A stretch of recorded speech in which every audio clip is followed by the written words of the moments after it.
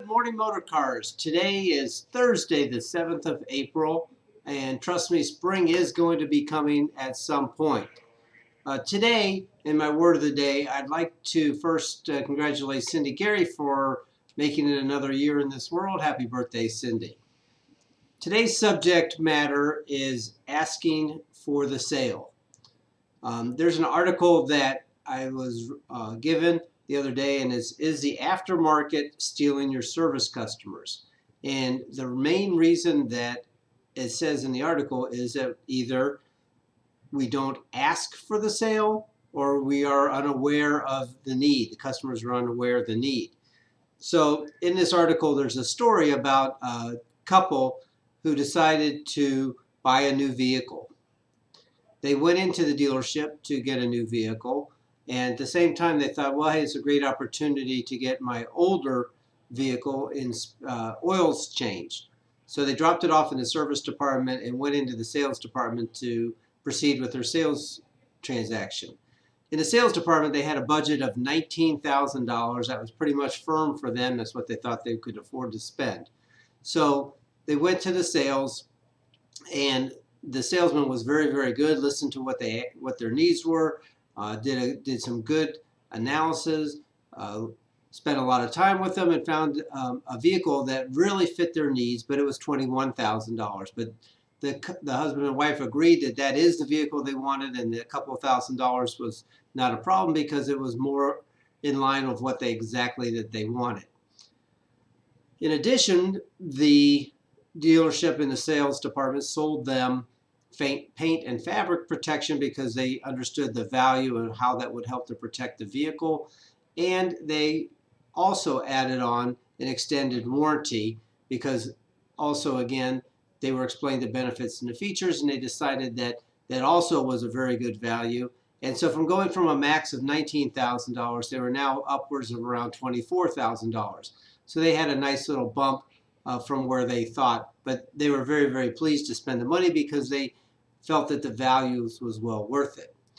In the meantime, their car was serviced, and the car was a truck and it had 150,000 miles on it, and it came in, and all they said they wanted was an oil change, and when they left, all they got was an oil change.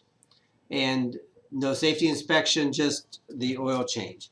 Well, at 150,000, most vehicles will need something, if not a tire rotation, wiper blades, a bulb.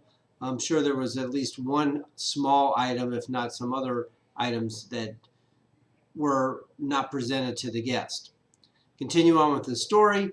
3 weeks later, the older vehicle would not start. Obviously, we don't know why, but he had it towed to the local place around the corner, and they determined that it was an alternator. Now, there's no way to predict an alternator, but while this shop had it at their service department, they noticed the rear axles were leaking. They also noticed that the fluids hadn't been changed in a long time. To continue on with the story, the customer had $1,800 worth of repairs done on his truck, which he was happy to have repaired because he wanted to keep his truck as a second vehicle. The dealership did not ask for the service repairs. They didn't do a complete vehicle inspection. Why, I don't know, but the bottom line is this is why the aftermarket companies are beating us. We're pushing people away. We're not taking the time to do a complete vehicle inspection. We're not taking the time to go over that complete vehicle inspection. And then when there's an unsold need, we are not taking the time to do a good follow-up to see if there's anything we can do to earn their business. So there's a lot we can do to become more accountable and more to improve our business, so that we always look to, what can we do to acquire new customers? Well, it's not so much new customers. That is important, but what can we do to retain our customers, our existing customers that we have with us?